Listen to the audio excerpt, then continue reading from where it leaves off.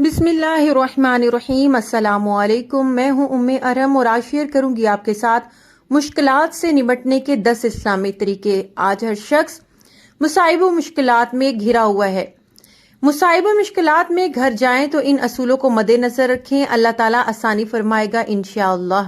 पहला असूल, हमेशा ये बात जहन में रहे कि आप अकेले नहीं हैं। दूसरा असूल, अल्लाह ताला हर चीज को एक हिकमत व मसलहत के तहत मुकद्दर करता है। नंबर 3, नफा पहुंचाने वाला और नुकसान दूर करने वाला अल्लाह ही है, लिहाजा अल्लाह से ताल्लुकात को मजबूत करें। नंबर 4 असूल, जो मुसीबत आपको पहुंची है वो आपसे दूर होने वाली नहीं थी और जो मुसीबत आपसे दूर हो गई है वो आप तक पहुंचने वाली नहीं थी। 5वां असूल, दुनिया की हकीकत जान ले, राहत पाएंगे। 6वां असूल, अपने रब के बारे में हुस्ने ज़न रखें, हमेशा यही सोचें कि मेरा रब जो है वो बेहतर से बेहतरीन ही करेगा।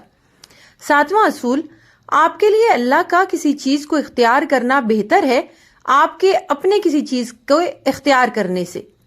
8वां असूल, जब कभी आजमाइश सख्त हो जाती है या बढ़ जाती है तो आसानी और कुशादगी की राहें करीब हो जाती हैं। 9वां असूल, मसाइब व मुश्किलात कैसे दूर होंगी इसकी फिक्र ना करें, इसलिए कि अल्लाह जब किसी चीज का इरादा करता है तो इसके लिए ऐसे असबाब और वसाइल मुहैया करता है जो किसी के वहमो गुमान में भी नहीं होते।